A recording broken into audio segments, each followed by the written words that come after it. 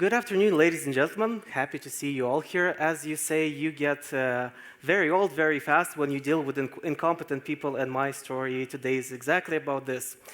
Maybe you've seen I was black, now I'm gray. That's what happens when you deal with people that are unqualified. Well, today is exactly that. Today is my presentation about the good, the bad, and the unqualified. I'm going to tell you some stories. I'm going to tell you something that you already know, of course. That's what I always say, because we already know a lot of things. We just don't have a framework for it. And that's what I like to do. I like putting a framework on things so you know what exactly you're dealing with. Because I think I said to one person yesterday, a good product manager is not the person that has all of the answers. A good product manager is the one that has a framework or a script how to deal with shitty situations, because that's what always happens when you deal with people and when you develop products. So just kind of reminder about me. I'm a product manager at Pentalog. I work with B2B and B2C enterprise products. I'm also a startup consultant for the last 6 years. I've worked with more than 200, 300 startups at this point. It's a really awesome opportunity, and I also teach people how to be on stage. So as Anton said, you can, after this presentation, decide, am I bullshit or not? Up to you to decide. So in order to have a very coherent presentation, let's decide and put a frame on our conversation. What is a manager? So in the context of this specific presentation, we will talk generally about managers, because you encounter managers in every place. So in our case, the general manager is a person, first of all, responsible, that's the key word for me, for controlling and administering an organization or group of staff. Like, you are responsible for a group of people or for organization. That's your main activity when you have the suffix manager. And then we have the product manager.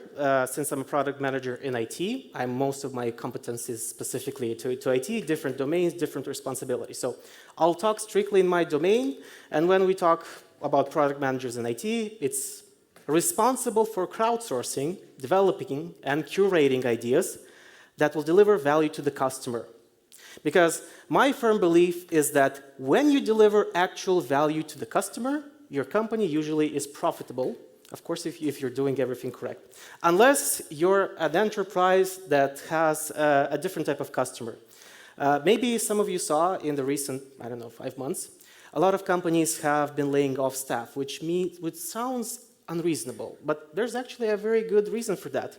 Because the customers, the main customers, or more likely, the main stakeholders of enterprise businesses are not the actual customers. It's the stakeholders.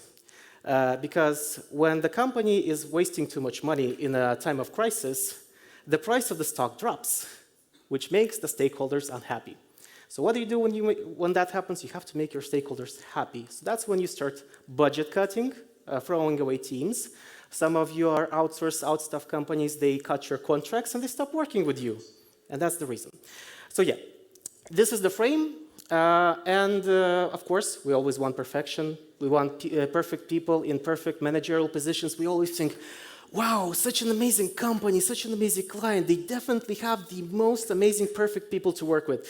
No, because we're all humans and we're all flawed. So whenever you work with people, that's something you have to always have in your mindset. Because if you're thinking that people are perfect, I have bad news for you, they're not.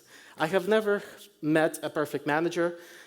He doesn't exist or she doesn't exist. That human being is only in the book. So you always have to deal with some sort of limitations, be it professional or personal. So we're not going to talk in this presentation about very obvious stuff, like individual habits of people or like imperfections of a person, like bad planning, bad time management, temperament issue, people that scream, that are not coherent, they can't wait for things to happen, clumsy people, personality traits problem. We're not going to talk about any of that.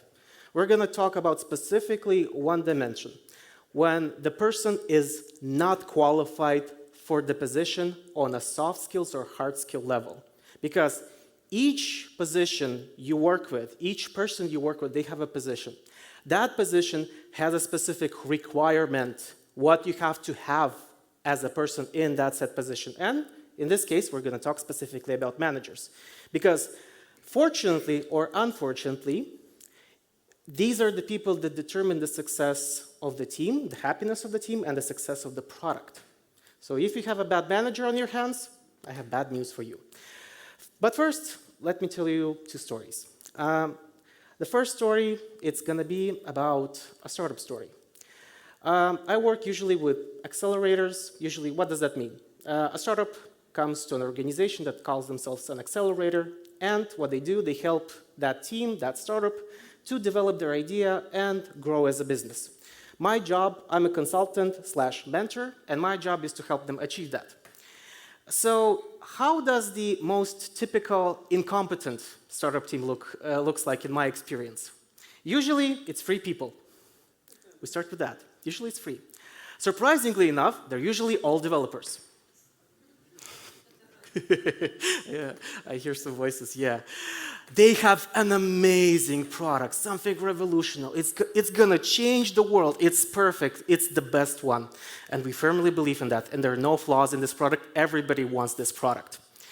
And the last, the one that I usually expect, they have no sales. So they have the amazing product, but there are no sales.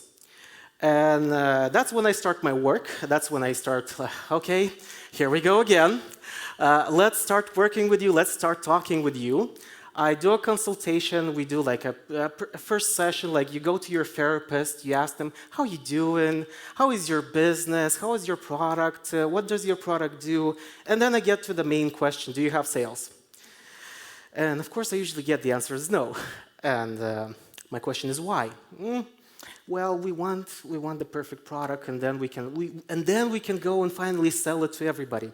So the usual mindset of developers, founders, that they have like amazing team, and here's the fun part. You have 3 people, all of them are developers, but you have a CEO, technically the business person. You have a CTO, they're already 3 developers. And maybe a person that calls themselves COO, operational officer. Nice, but they're all developers. The title doesn't change anything. They're still all developers, and I'll get to the point why that is a problem. So the first thing we usually do with them in the accelerator, we say, okay, it's fine, you have an amazing product, yeah, I understand, fine, but we have to do sales. Because in the startup world, you can have an amazing product, but on the early stage, you have to do exactly one thing. You have to validate the product. And in 90% of the time, you don't need actually to have an MVP even for that. Because you do customer discovery, you do product discovery, you do problem discovery with the startups, and they have to prove with numbers, with interviews, with actual people that there is a problem on the market that is very heavy, and people are ready to pay money for solving this problem. If the startup fails to do that, I tell them you can kill the startup. Because otherwise, it's a waste of time. I'm not there to help them fulfill their dream of building the amazing product. I'm there to help them build a business. So if their business can't fulfill that role of making sales, well, sorry, I'm out. But again, we push them to do sales, and they're always saying, we're not ready, we need to do this thing in the product, this thing, this, and I'm always get this face, okay, again, we go through this again. And this is normal. I know this will happen. Still, each time I get this face, it's unbearable. So, what is the answer? Why does this keep happening? I told you the answer was at the beginning. They're all developers. Because to have a startup, there's one particular thing. You need to have a specific set of skills. And because you have all developers and you have no business people in their team, they have a problem. So let me give you a rundown of the main skills that the CEO needs to have in a startup. And that is, you have to be an entrepreneur. You have to have that mindset, I need to earn money. If you don't have that mindset, you have a problem. You have to have strategic leadership. You have to be a good leader. You have to have sales skills. You have to have the ability to execute, because startups really like talking, but not doing anything. Then you have passion. That's super important. If you don't have passion in a startup at the startup phase, you're going to die very fast. Because at the beginning, you have no money, you have no nothing. You have to go on passion for at least 1 or 2 years. That's just reality.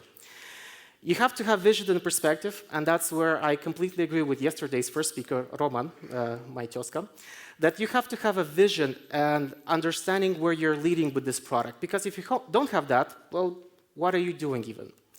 And last but not least, you have to have patience and resourcefulness. So this is the basic skill set. What does a CEO in a startup must have? Well, remember, we have all developers. So what is lacking? These three skills: entrepreneurship mindset, sales skills, vision, and perspective. So if you want to be a CEO in a startup, and I hope there are people like this, I don't say don't be a startup, don't found a startup, but please make sure you have all of these skill sets. So that's the first story, and my pure disappointment of dealing with startups. But that's normal. That's what always happens. And then I'm going to tell you another story of enterprise.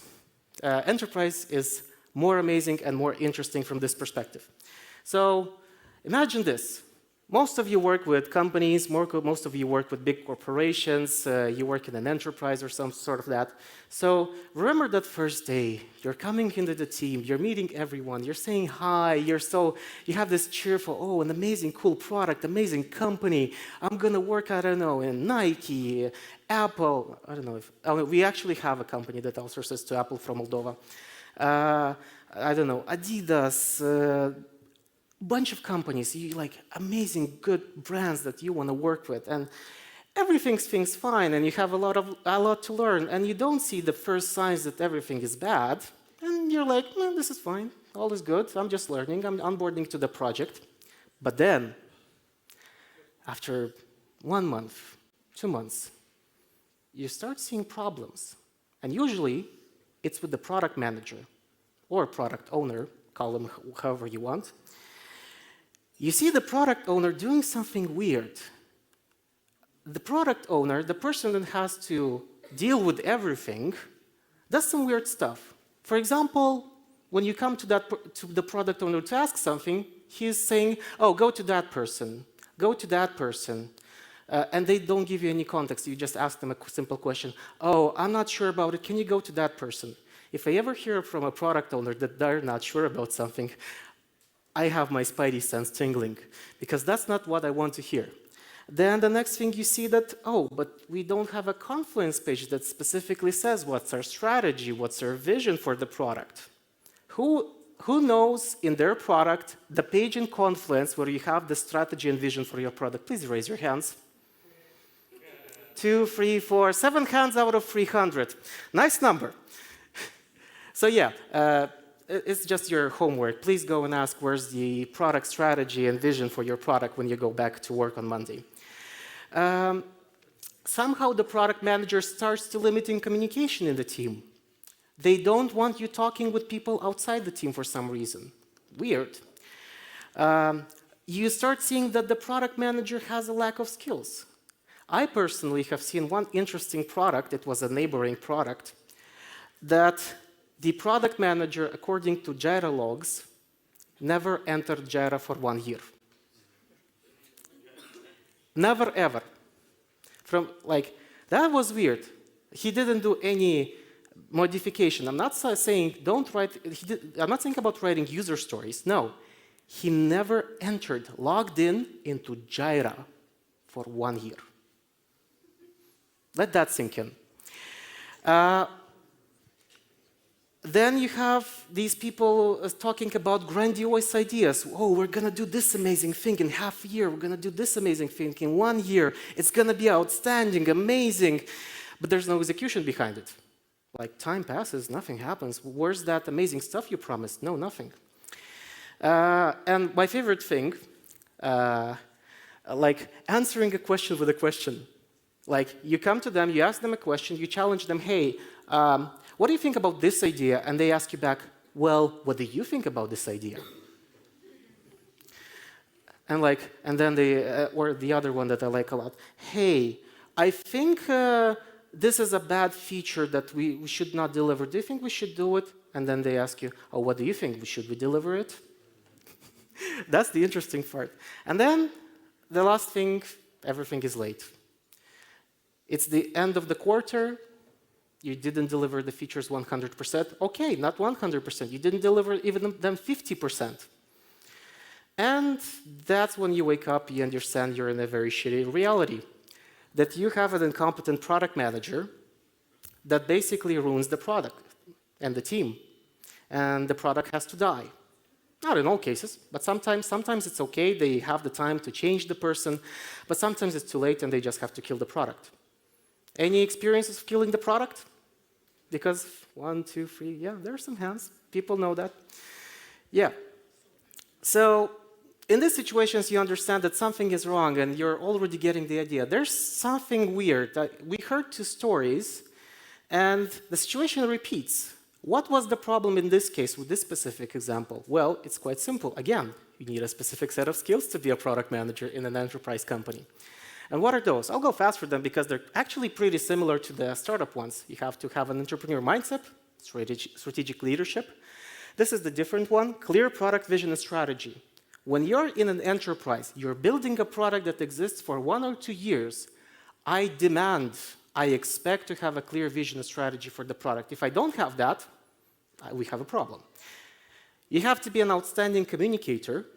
So, because you have to communicate with a lot of people, because you know enterprises, bureaucracy here and there, above and beyond. You have to do that. They have to be great at conducting research and writing requirements. They have to be an amazing stakeholder manager, and they have to have a skill that I call ruthless prioritization and empathy. They have to be very strict and understand what is important for our team to build in the near future, explain to the team why we're not going to do certain stuff, because there's one thing that is a pet peeve for all of the people in this audience. If somebody says to you, we're not going to do it, and you ask them why, and they say, "Дятыта," you're frustrated. So a good product manager should always explain their actions. You might not agree with them, but it's their obligation to actually tell you about this. So in the story I told you, the person that I described in this story lacked this. And it's a problem. So this is an interesting phenomenon that I have encountered in multiple projects, multiple startups. And does it have a name? Yeah, it has actually a name. It's called the Peter Principle. A quite frank and interesting name. Maybe some of you have already heard about it. I actually was quite fascinated when I finally found a framework, a description. What the hell is this? How does it happen that people are so incompetent in such important positions? And the Peter Principle actually describes that. And the description is quite simple. Managements, basically, big enterprise corporations promote individuals to the positions where they become incompetent. Let me explain you how it becomes. It was first encountered with salespeople. So in the airline industry, that's where they studied it first. So what happened? They started investigating why managers fail in the aviation sales industry. So what happens? They had good, amazing salespeople. They were doing great at sales, and then they say, "Oh, you're amazing at sales. We're going to make you a manager of the sales team." And then, when they did that, stuff happened, and the productivity dropped. So the interesting thing, this was discovered in 1969. So it's 50+ years, we already know about this, and we still keep making the same mistake again and again and again, promoting people that are incompetent for the positions. Let me give you an example from the IT industry. So, imagine this. You have an amazing developer. He's an ace in what he does. He knows what he does. He knows everything about the product. He knows everything about the stack. And somebody decides, let's make that person a team leader. And then, strangely enough, in 1 month, the team becomes demotivated. They don't talk with each other. They avoid the team leader. Guess why is that? Because the company didn't make sure, okay, he's an amazing developer, he's professionally on a hard skill set level amazing, but in terms of actually leading people, he's terrible. So what is the cost when you do a mistake like this, when you don't ensure that you're promoting a competent person into that position? First of all, you're sacrificing the well-being and productivity of the team. I think that's a no-brainer. You already seen it. I gave you the example. You know exactly what happens next. Then people start leaving. Very actually qualified people get frustrated super fast with that. Some companies have a policy. If they see that there's a toxic manager, they either remove or fire that person because they know they might lose way more people if they leave the toxic person in the position. Then wrong people are hired because if it's a manager, they hire their other people, and when they themselves are not competent, they hire other incompetent people. Then you have a contingency of even more incompetent people in the team, and things get way worse way fast. Then you have unhappy users that are not happy with the product, and guess what happens at the end? Your product dies. That's what happens. So, yes, please. Oh, yeah, well, when they see that they can't manage anything, they leave because they abandon ship. Usually the captain is the one that leaves on the ship, but it's not the case. Actually, the incompetent ones try to leave as fast as possible when they see that they cannot lie anymore. And they cannot hide the fact that they're incompetent. So actually, there's a study for this. You can read about it a little bit more. So there's actual numbers behind it. So they did a research on 53,000 people. And out of those 53,000, 1,500 of them became sales managers. They were just sales employees, and they became sales managers. And that study proved two things. First, the people that were better salespeople would very be likely to be promoted. And the next thing they proved is that usually they perform very poorly as managers. Interesting, right? Counterintuitive. So in the sales industry, they already saw the numbers. There are some numbers, you can search more. The question is, do we know the numbers for the software development? What is the cost of hiring incompetent managers? Sadly, I don't know. I don't know the numbers. Nobody did a study on this. I really tried finding something. If you know a study, please share. I would gladly like to read about it. But I can show you a different case, how the Peter principle had a way more dire effect than just losing money. One of the studies mentioned in other resources was this one. So those of you who are familiar with the United States pharmacy industry, you might know one interesting fact. In the 1990s, there was an interesting pharmaceutical company that made an amazing drug based on opioids. And they gave it out basically like candy to people. Because of their incompetence, because they didn't understand what they're exactly selling and what's the effect of it, and the people that should have said something didn't say anything, because of that, the United States has reported of 500,000 people dying because they were unfortunately on the drug for too long. It was a legal drug you could buy. It was recommended by doctors, and people died because of it. That's one case of the price of not taking care, are your managers competent enough for the job you hired them? Sad numbers, but that's reality. So that's why it's such an important thing to care about, to make sure that you hire competent managers. So there's a reasonable question. Why people seek a promotion? To be blatant, it's very simple. Number one, prestige. It's very nice to have that fancy title, senior team leader of development team, or I don't know, VP of sales, of marketing, a software development department, whatever the case may be. People are they like a fancy title. It's pretty common. The next one, of course, is money, pretty obvious. And the last one, that's interesting one that people don't think about, especially the people that are promoted, it looks natural that I should get a promotion. Like, oh, well, like I was a salesperson for 10 years, I definitely should get a promotion as a sales manager at this point, or I was a developer for 15 years, I definitely should become a solution architect or a team leader at least. Not really. So, for the developers in the room, for the people that are on projects, what can you do? Unfortunately, not much.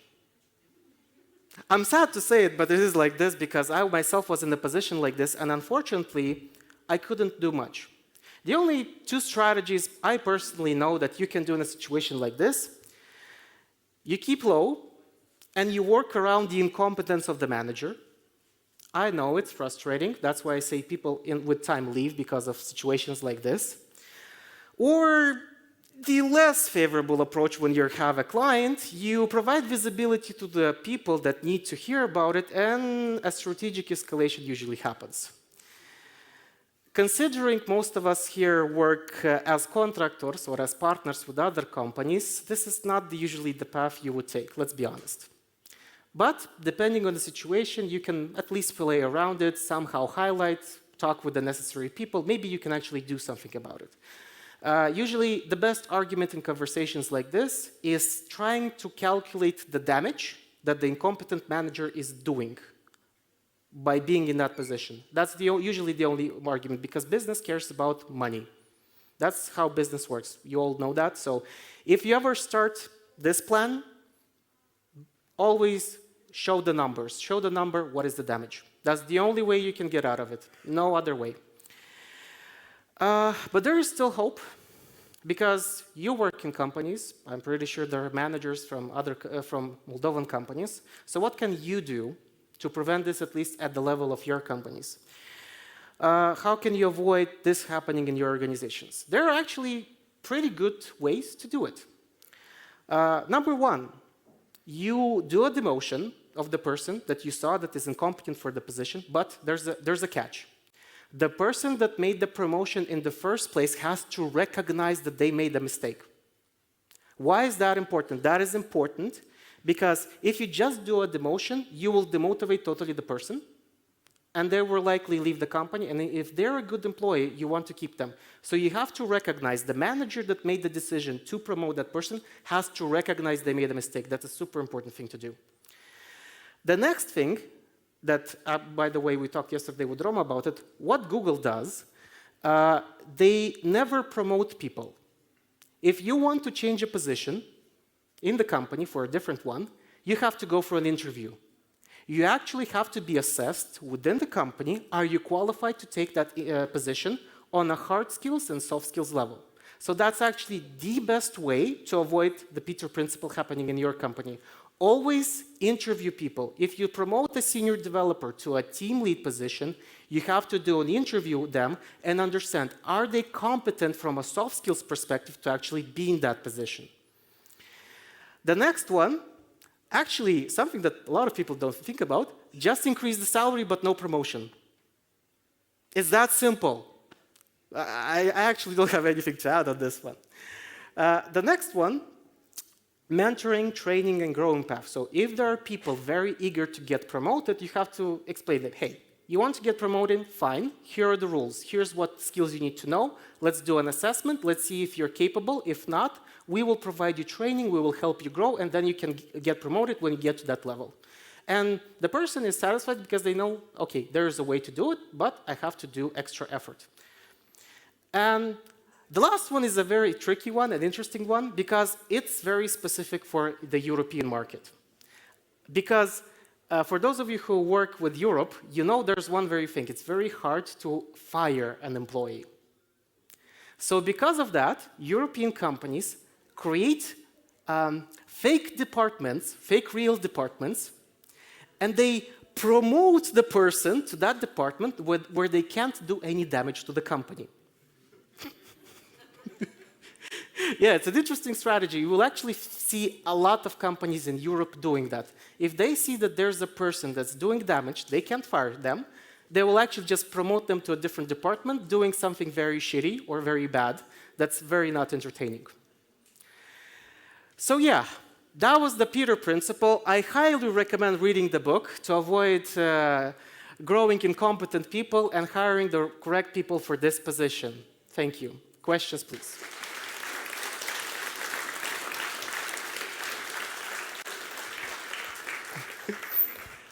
Before the question comes, we have an amazing product management community. On the 3rd of December, we have a conference, and today is the last day for early bird tickets. We're going to have people from Amazon, from Doodle, and a bunch of other amazing international companies. Go to this channel. We have Mary there, if you can ask her more questions about it. There was a question, please. Hey, thanks for nice speech and nice T-shirt.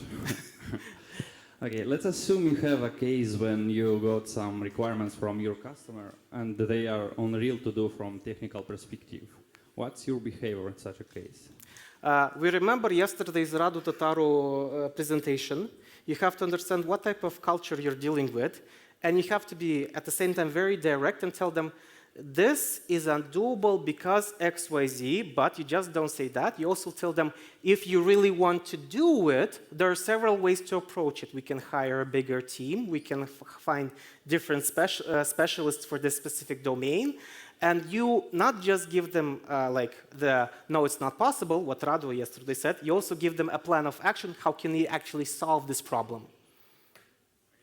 That's the best approach so far. Any other questions? Yes. Рома, привет. Привет.